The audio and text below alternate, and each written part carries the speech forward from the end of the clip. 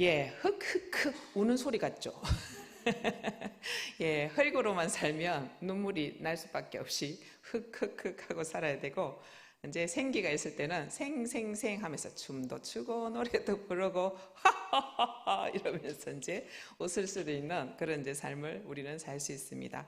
본문 말씀처럼 여호와 하나님께서 땅에 흙으로 사람을 지으시고, 그래서 이제 흙으로 사람을, 우리가 이제 모래를 가지고 또는 뭐 굵은 흙을 가지고 이렇게 뭔가를 빚을 수는 없습니다. 우리가 쓰고 있는 이 도자기, 얘를 보면 아주 부드러운, 그러니까 장석이라는 그 돌이 끼어져 가지고 풍화사경으로 조금씩 가루가 되면서 그게 이제 물을 만나고 이렇게 하면서 아주 단단한 뭔가를 빚을 수 있는, 그릇으로 빚을 수 있는 그런 이제 흙이 고령토라고 우리가 이제 알고 있습니다.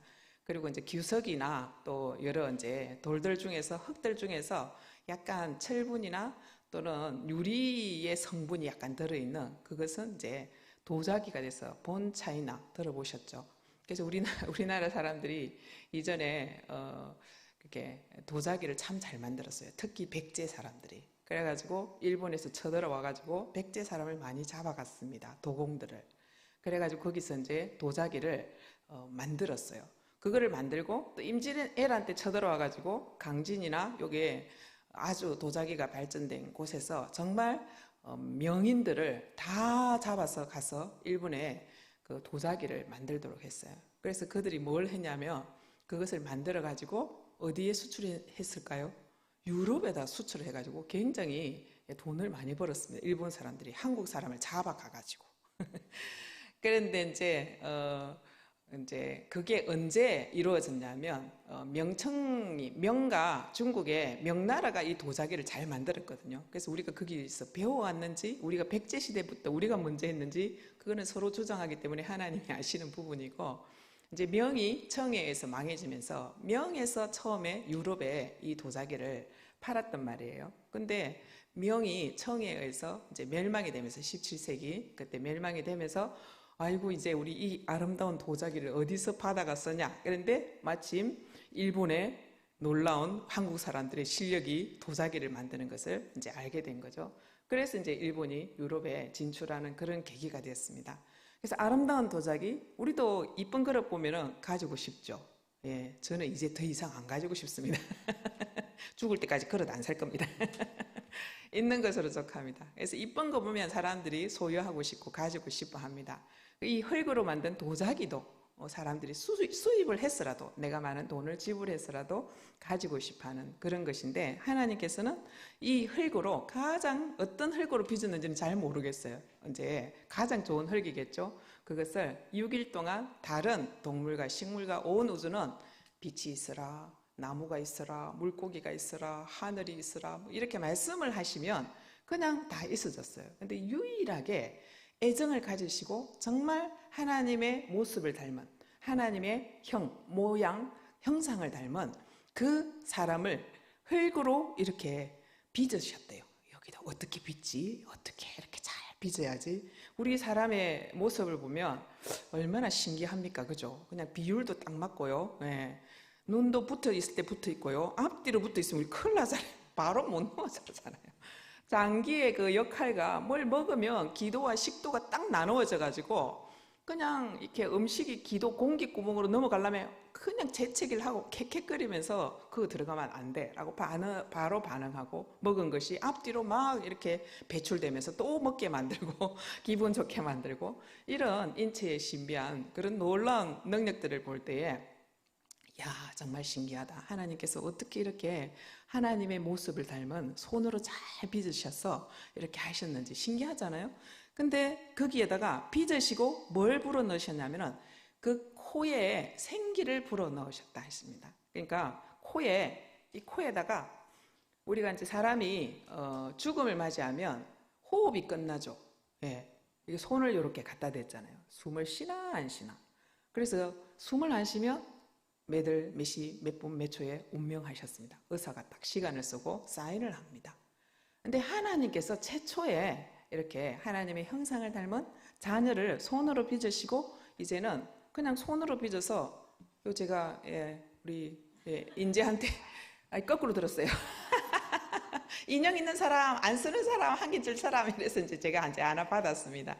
그래서 이 형상을 이대로 가지고 있으면 이건 배로 만든 거죠. 그죠? 흙으로 만든 게 아니고 종이 배 조각으로 만든 건데 요거는 생명이 없어요. 근데 보기만 해도 요것만 봐도 이쁘잖아요. 근데 딱 빛은 나는데 너무 이쁜 거예요. 아름다운 도자기보다 더 이쁜데 그런데 생명이 없는 것이기 때문에 화날 때는 막 치받고 막 기분 좋을 때는 이러면서 이제 이렇게 할 수 있는 이제 인형인데 하나님께서는 우리를 코에 생기를 불어넣으셔서 뭐가 됐다고 했나요? 사람이 생명이 된지라 이렇게 말씀을 하셨습니다. 그래서 살아났어요. 생기 있고 살아있는. 그래서 얼마나 보들보들하고 피부가 또 안에 있는 뼈는 얼마나 또 이렇게 우리 이 근육과 더불어서 우리 근무를 우리의 몸을 유지를 해주는지 너무나 탁월하게 하나님께서 창조하신 그런 존재라는 것을 우리가 알 수 있습니다. 근데 이제 우리가 사람이 이 몸을 유지하지 못하면 병이 들잖아요. 그래서 참 중한 병에 들었을 때는 뭘 채취하던가요? 골수를 채취하잖아요. 골수. 골수는 뼈 골자에다가 뼈골수자입니다. 그러니까 물수가 아니에요. 그러니까 요 이제 하나님께서 피를 돌리시고 생기를 주셔서 피를 돌리시고 산소를 돌리시면서 우리 이제 인체가 유지되게 해주시는데 요 골수는 신체의 1% 뼈 그러니까 혈 모든 피의 1% 정도밖에 없대요. 그래서 우리 조혈모 세포 들어보셨죠? 그래서 이 이제 골수가 이 생명을 유지하면서 다 피를 만들고 부족하면 적혈구도 만들고 백혈구도 만들고 혈소판도 만들고 이렇게 해서 한대요. 그러면 하나님께서 남자를 창조하시고 여자를 창조하실 때 뭘 끄집어내셨죠? 뼈를 끄집어내요. 그 뼈다귀만 끄집어내신 게 아니고 그 뼈 속에 들어가 있는 뼈는 단단하지만 그 안에 약간 진득진득한 이제 골수가 있는 거죠. 그래서 그 뼈를 잘라내서 뭘 만드셨냐면 여자를 만드셨어요. 본 헤븐. 누가 차이나라고 그랬어요? 우린 차이나 아닙니다. 본 헤븐입니다. 그래서 하나님께서 우리를 이렇게 생명을 주시면서 생명에 되게 하신. 그래서 이 인체가 다 그냥 육체만 있는 것이 아니고 생명을 하나님의 영을 불어넣으셨어서 하나님과 교제할 수 있는 유일한 피조물이 되었습니다.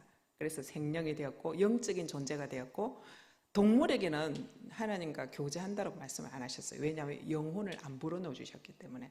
그래서 우리는 영적인 존재이고 또 마음이 있는 혼이 있는 혼적인 존재이고 육체를 가진 그런 존재로 창조가 되었다 하는 것을 알 수가 있습니다. 그래서 우리는 누구 닮았다고요? 하나님을 닮은 하나님이 우리 아버지인 것을 이 말씀을 통해서 분명하게 알 수가 있습니다. 근데 이제 내가 태어났는데 북한에서 태어났어요. 여러분들 기분이 어떨까요? 북한에 태어나면 북한이 뭔지 알지도 못하죠. 우리는 남한에 있으니까 북한이 어떻게 사는지 알죠. 근데 태어났더니 하나님의 자녀예요. 태어났더니 이건희 딸이에요. 아들이에요. 기분이 나쁘겠죠.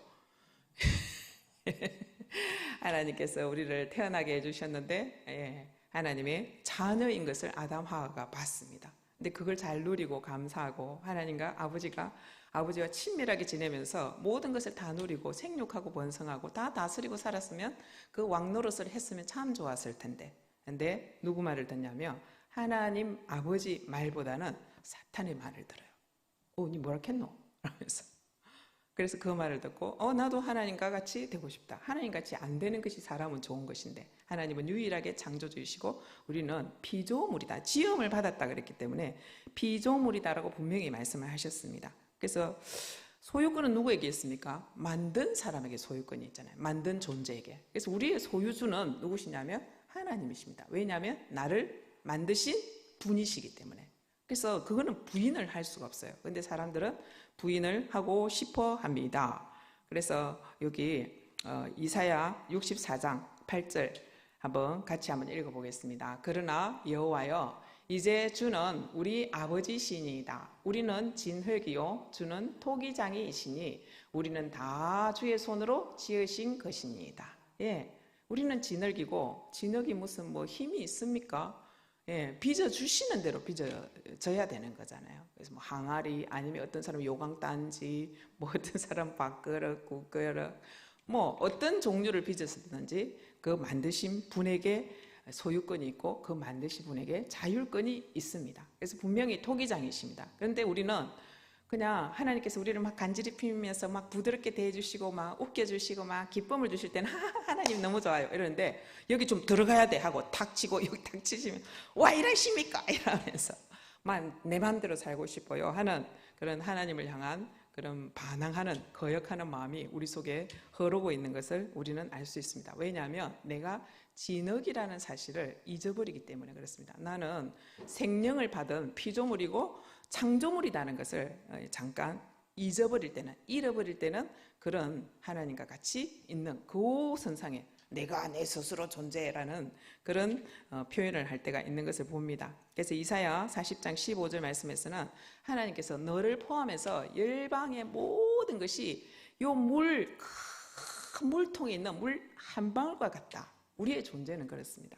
근데 내가 대단한 사람인 것처럼 뭔가 좀 일을 하고 뭔가 수고를 하고 뭔가 엄마 역할을 잘하고 뭔가 내 위치에서 역할을 잘하면 우리는 목이 곧아지면서 내 수고, 내가 얼마나 수고했는데 알아주지를 못하고 하는 그런 한 방울 같은 존재가 아니라 엄청난 그 열방을 한 방울같이 보는 사람인 것처럼 거꾸로 행동할 때가 있는 모습을 종종 저는 봅니다. 그래서 17절 말씀에서 하나님 그 토기장이 앞에서는 모든 열방이 아무것도 아니다.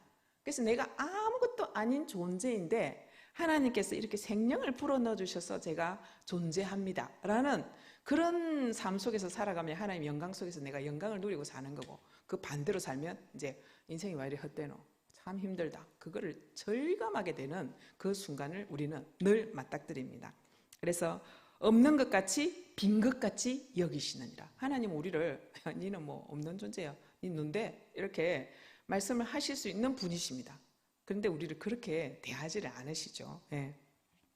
그래서 창세기 2장 17절 말씀에 보면 선악을 알게 하는 나무의 열매를 먹지 말라 그러셨습니다. 생명으로서 하나님의 형상을 닮은 하나님의 왕권을 같이 누리면서 다스리면서 다 99%를 누릴 수 있는데 요 하나 내 마지막 남은 하나가 있는데 하나님 아버지 자리에 같이 있고 싶다. 그럴 수 있는 존재가 아닌데 착각을 합니다. 왜 착각을 하냐면 속이는 말에 우리가 잘 넘어가요. 내랑 좀 내 욕심과 내가 원하는 것과 마음이 딱 합하다. 그래서 거기에 잘 넘어갑니다. 하나님의 말씀보다는 사탄의 말이 솔깃하고 그렇게 하면 될 것 같아. 왜 그 생각을 못했지? 라고 하면서 이제 그것을 해먹어 버리고 마는. 그래서 우리가 정말 흙이라는 존재인 것을 우리가 알 수 있습니다. 우리는 날씨에 영향을 받습니다. 사탄에게 영향을 받습니다. 누가 소리를 하면 영향을 엄청 많이 받습니다. 말로 바디랭귀지로 표현을 해줘도 우리는 엄청 영향을 많이 받습니다. 비가 내리면 흙이 어떻게 됩니까? 아이고 좀 이따가 비가 올 것 같다. 빼딱이가 왜 이렇게 아프노? 우리는 벌써 몸이 진흙으로 지겨져가지고 알아차립니다. 그래서 우리가 영향을 너무 많이 받아요. 만약에 우리가 하나님께서 주신 그 생명을 거부한다면 우리는 그런 존재가 되는 거죠. 흙, 먼지, 휘날리는 뒷걸이 되고 먼지가 되고 흙이 되는 거죠. 그래서 내 속에 주님의 영이 생명이 그 생명력이 생기가 없으면 우리는 그런 존재라는 것을 정말 뼈저리게 생각하면서 이제 살아야 되는 존재인데 우리 아담, 하와, 할아버지, 할머니께서 먼저 얼마나 죄인인지를 선수를 치시고 보여주셨습니다. 그럼 후수인 우리는 어떻습니까? 아담과 하와, 할아버지, 할머니하고는 좀 다르십니까? DNA를 받아가지고 그보다 더 했으면 되지.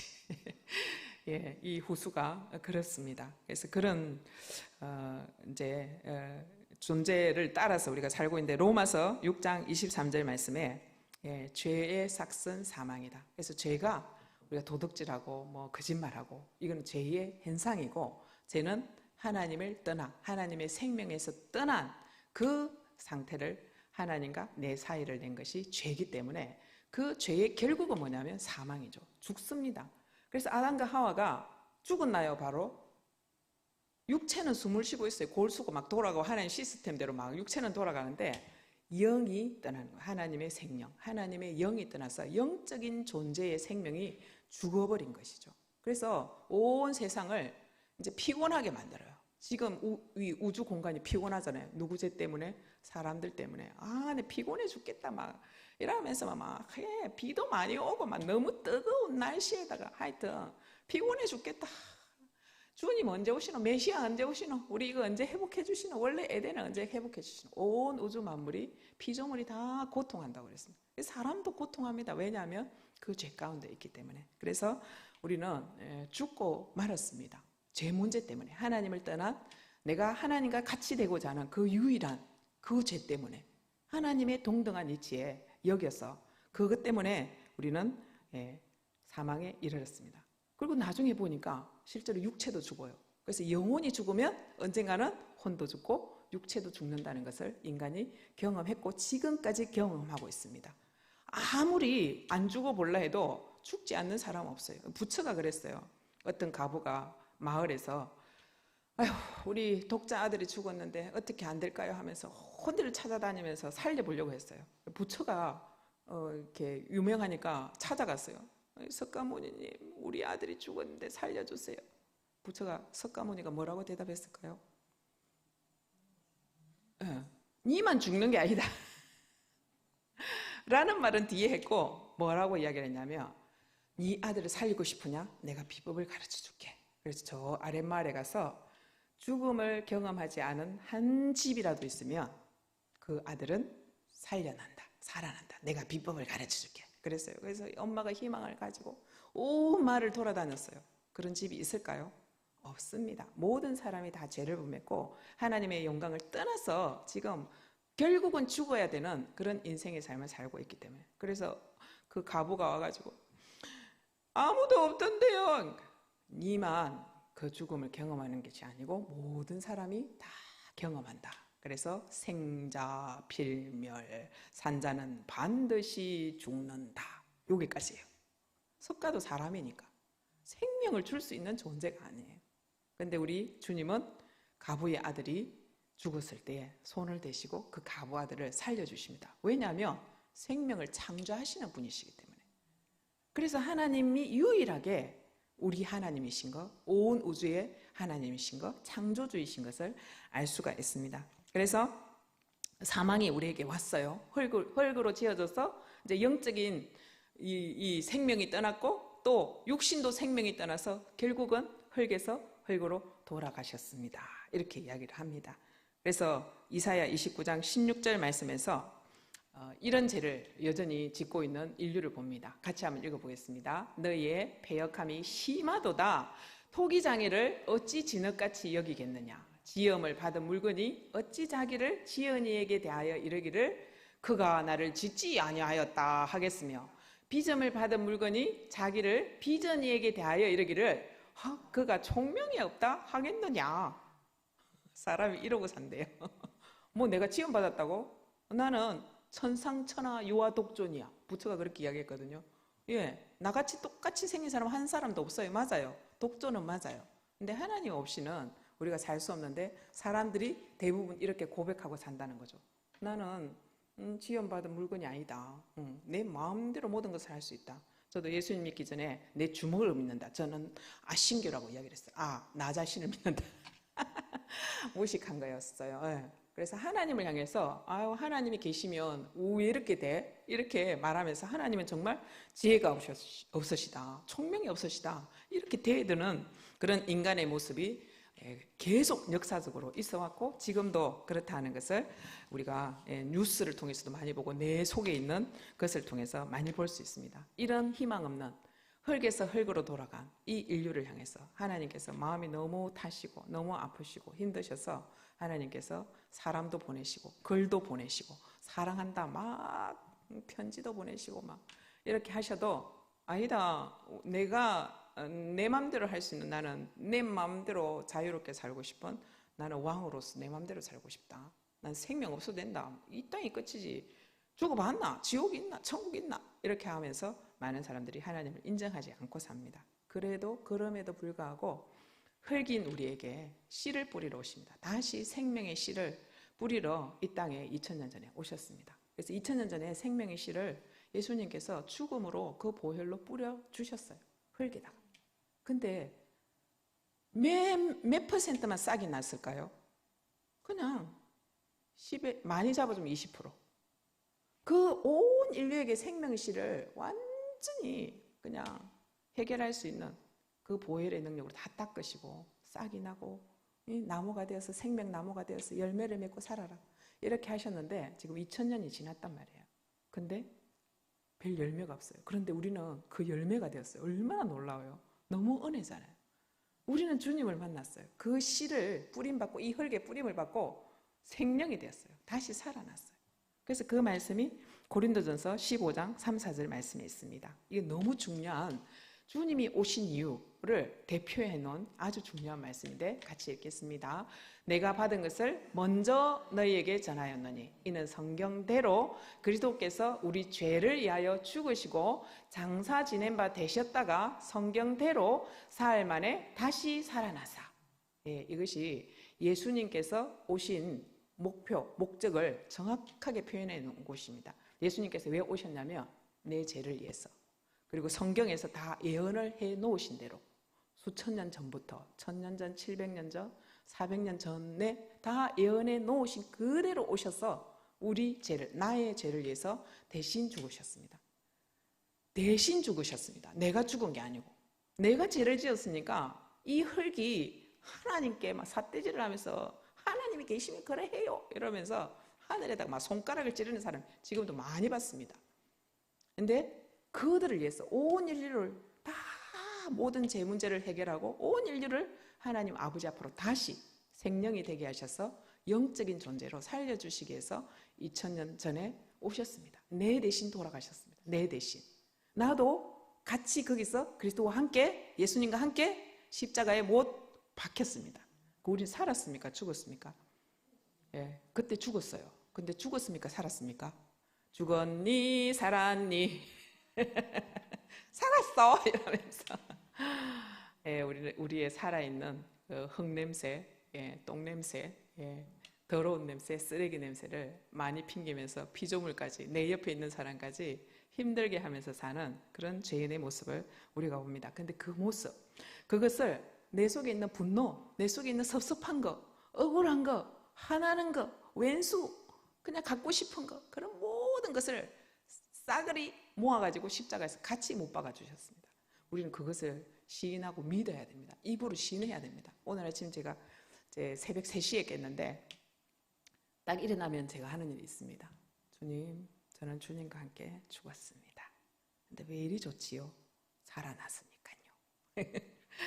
왜냐하면 그 뒤에 말씀 있잖아요. 그리스도께서 우리를 죄를 위해서 죽으셨고 성경대로 사흘 만에 다시 부활하셨습니다. 너무 놀라운 일이죠. 다시 부활하셔서 예수님께서 요한복음 20장 22절 23절 말씀에서 같이 한번 읽어보시겠습니다. 이 말씀을 하시고 그들을 향하사 숨을 내쉬며 이르시되 성령을 받으라. 너희가 누구의 죄든지 사하면 사여질 것이요 누구의 죄든지 그대로 두면 그대로 있으리라 하시니라. 너무 놀라운 말씀 아니에요? 흙으로 나를 지으셔서 생기를 불어넣어 주셨는데 그 조상대대로 이렇게 타고 내려오면서 내 죄 문제 때문에 생기가 확 끊어졌네요. 근데 예수님께서 그 죄 문제를 완전하게 해결하시고 부활하셨어. 저도 같이 부활했습니다. 다시 생기를 받았습니다. 부활하셔서 딱 부활해서 제자들에게 나타났어요. 그 제자들이 어떤 제자들입니까?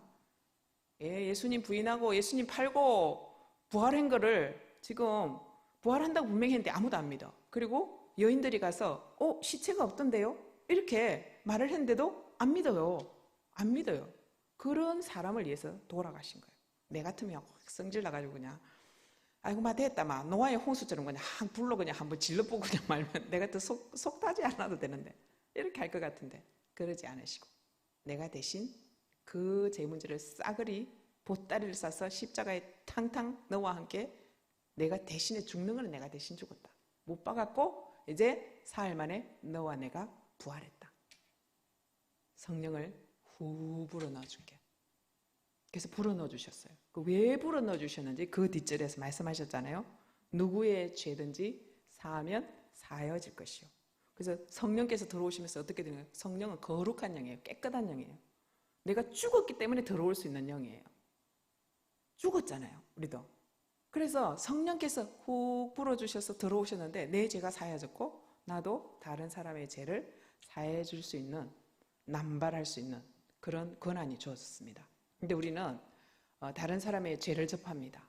냄새 나는 것을 듣고 에이 태태태 이러면서 아이 성질나 이러면서 아 기분 나빠, 아 자존심 상해 이러면서 이제 그만 참아주고 싶다 내지는 그런 모습을 향해서 내가 이미 죽었는데, 주님은 죽으셨는데 나는 살아있는 것을 많이 봅니다. 내가 죽었습니다. 그리고 주님과 함께 다시 부활했습니다. 어떤 부활 생명체로 성령을 부어넣어 주셨냐면 내 죄가 깨끗해졌어요. 깨끗해졌고 내 이 깨끗함으로 그 사람에게 나도 성령을 소개하고 불어넣어 줄 수 있는 그런 존재로 누구의 죄든지 사하면 사여질 것이다. 주님을 전가하고 예수님을 영접하도록 도와주는 그 사람, 그런 남발할 수 있는 존재로 우리를 만들어 주셨어요. 얼마나 감사해요. 그런 생명의 성령의 씨를 뿌려 주셨는데 받는 사람이 얼마 없는 거예요. 받는 사람이 너무 안타깝고. 그래서 주님은 저 삼층천에서 우리의 집을 다 처소를 예비하셨다고 하셨습니다. 거의 다 됐어요. 근데 다 되신 것 같아요. 근데 안 오시는 이유는 천년이 하루 같고 하루가 천년 같고, 한 명이라도 내가 더 구할 수 있다면, 한 명이라도 이 진흙과 같은 냄새나고 먼지나는 티끌과 같은 이 존재에 생명을 불어넣어줘서 내 자식을 삼을 수만 있다면 내가 늦게 오고 싶다. 이렇게 말씀하시면서 지금 재림을 늦추고 계신다라고 말씀을 하셨습니다. 예, 그래서 이 말씀이 얼마나 감사하고 좋은지. 그래서 에스겔 말씀에서 예언이 된 대로 이 말씀을 주셨습니다. 에스겔 37장 5절 말씀에 주 여호와께서 이 뼈들에게 내가 생기를 들어가게 하리니 너희가 살아나리라. 죽었던 존재가 이 뼈에 생기가 들어가서 살아나리라. 다시 그렇게 살게 해주시는 것을 보게 되었습니다. 그러면 우리는 이 보혈 때문에, 예수님의 피 때문에 깨끗해졌습니다. 그럼 내가 뭔가를 누군가를 사랑하고 또 내가 깨끗해져야지 내가 깨끗할 수 있어. 내가 할 수 있어. 이것도 함께 죽었는데 우리는 내가 은혜를 받았으니까 내가 뭐라도 해야 될 것 같아. 그래서 또 이전에 내 행위로 하나님께 칭찬받고 내 행위로 사람에게 칭찬받고 싶은 그 시스템으로 잘 돌아가요. 근데 그렇게 하면 안 되고 이제는 그거가 죽었어요. 믿음으로 우리가 주님과 연합했고 하나로 연합된 것이 그분의 죽으심과 부활하심으로 연합된 것을 꼭 기억하고 그분 앞에 이제 가야 되는 거죠. 이제 어린아이가 이제 걸으려고 그러는데 아버지가 옆에서 손을 잡아주면 어때요? 애가 가다가 내가 거룩해야지, 잘 살아봐야지, 두 발로 이제 뛰어야지, 그렇게 하다가 뭔가 조그마한 돌에 콱 넘어질라 할 때 그냥 아버지 손을 안 잡고 있으면 걔는 코피가 터져요. 근데 아버지가 손을 잡고 있으면 어떻게 해요? 달랑 들어가지고 그거 넘어가게 해주잖아요. 근데 그 우리 아버지는 그런 분뿐만 아니라 목마도 태워주시고 업어도 주시고, 내가 너무 힘들 때는 도저히 낙심하고 힘들어가지고 걷지 못할 때가 있잖아요. 저도 순간순간 매일매일 낙심이 되어져요.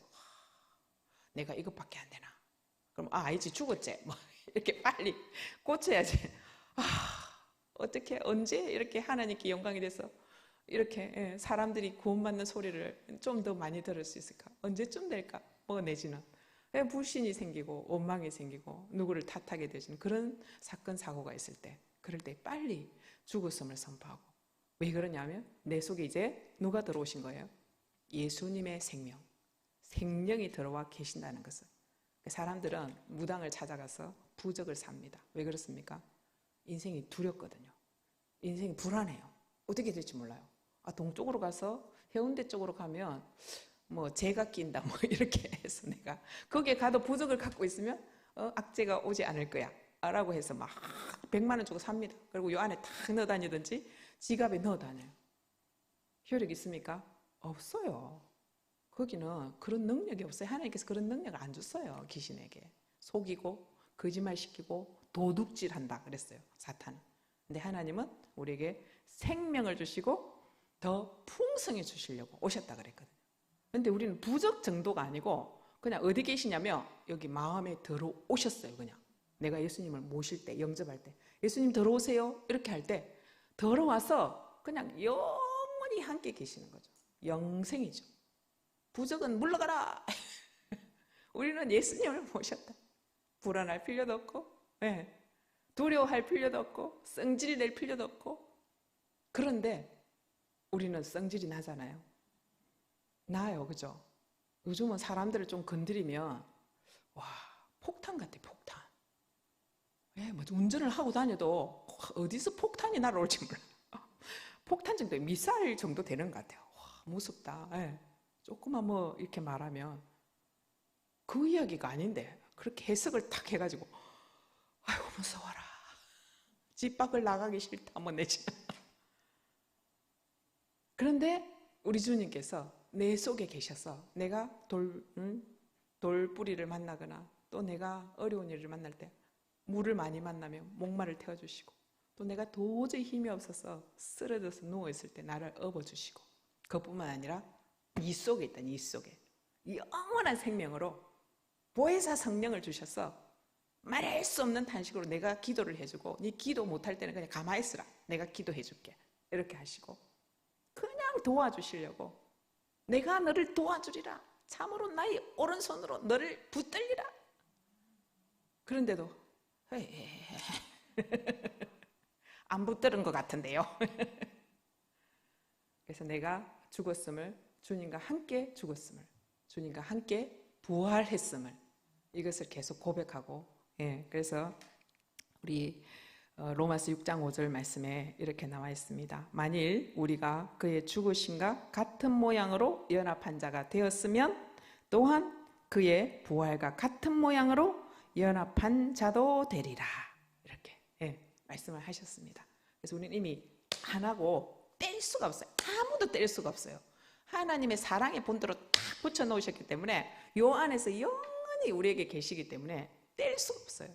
뗄 수가 없다는 것은 그분과 함께 나는 옛사람, 진흙, 흙먼지, 보잘것없는 그 티끌, 그것에서 죽었고 이제는 그분의 놀라운 원래 주신 하나님의 형상대로 보시기에 심히 좋았더라 한 그 생명으로 회복되었다는 것을 믿음으로 우리는 알아야 됩니다. 그래서 로마서 10장 9절 우리 다 같이 한번 읽어보겠습니다. 네가 만일 네 입으로 예수를 주로 시인하며 또 하나님께서 그를 죽은 자 가운데서 살리신 것을 네 마음에 믿으면 구원을 받으리라. 아멘. 늘 우리는 한 번 예수님을 영접하는 것으로 끝나지 않습니다. 늘 고백을 해야 됩니다. 입으로 주님, 제 주님이십니다. 제 소유주이십니다.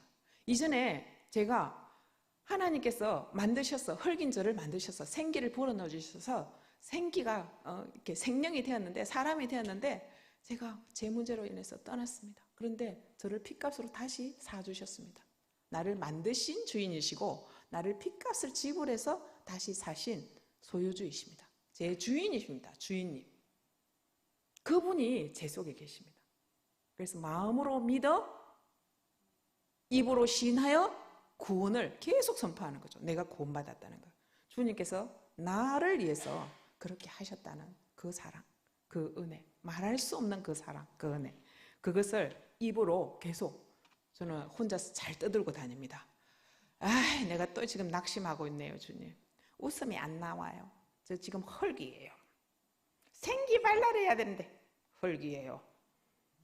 헐기예요. 헐기예요. 그럴 때 주님 제가 그렇습니다. 근데 생기를 이미 불어넣어 주셨죠. 고맙습니다. 이렇게 고백하면서 하나님의 형상대로 하나님 닮은 거잖아요.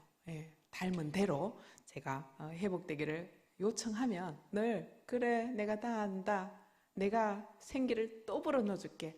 생기 발랄 생명이 되게 해줄게. 이렇게 말씀해 주시는 주님의 사랑이 너무 고맙습니다. 고린도서 5장 17절 같이 한번 읽어보겠습니다. 그런즉 누구든지 그리스도 안에 있으면 새로운 피조물이라. 이전 것은 지나갔으니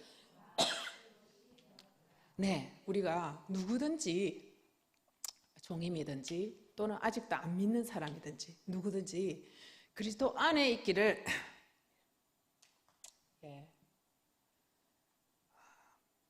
공기가 이상한 데로 들어갔습니다.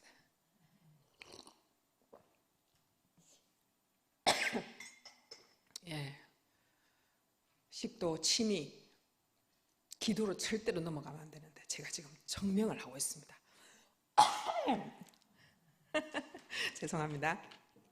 예, 그러니까 누구든지 종임이든지 그래도 안에 있으면 새로운 피조물로 창조되었습니다. 아담과 하와의 그 창조를 넘어서서 이제는 새로운 창조물로 내가 빚었다. 이전 것은 지나갔어. 흙은 지나갔어. 봐라. 이제는 생명이 되었다. 새 것이 되었다. 라고 분명히 말씀을 하십니다. 우리는 예수님을 주님으로 모셨습니다. 우리는 새로운 피조물로 다시 응애하고 태어났습니다. 옛사람 없습니다. 옛사람이 보이잖아요. 그러면 너 죽었어. 십자가에서 죽었다니까. 살면 안 돼. 죽었어. 난 주님과 함께 다시 살았어. 주님, 이 살았음을 생기를 어떻게 표현할까요? 어떻게 표현하고 말하고 어떻게 행동할까요? 여쭤보면 다 가르쳐 주십니다. 성령께서 지혜의 성령이시기 때문에 다 가르쳐 주시고 또 할 수 있는 파워까지 주시는 것을 경험할 수 있습니다. 그래서 바울이 고린도서 4장 7, 8절에서 이런 고백을 합니다. 같이 읽겠습니다. 우리가 이 보배를 질그릇에 가졌으니 이는 심히 큰 능력은 하나님께 있고 우리에게 있지 아니함을 알게 하려 함이라. 우리가 사방으로 우겨쌈을 당하여도 쌓이지 아니하며 답답한 일을 당하여도 낙심하지 아니하며. 예, 우리는 뭐 사방이 아니고 한 방향으로 우겨싸도 그냥 막히면 답답합니다. 근데 바울은 사방으로 우겨쌈을 당해도 쌓이지 아니한대요.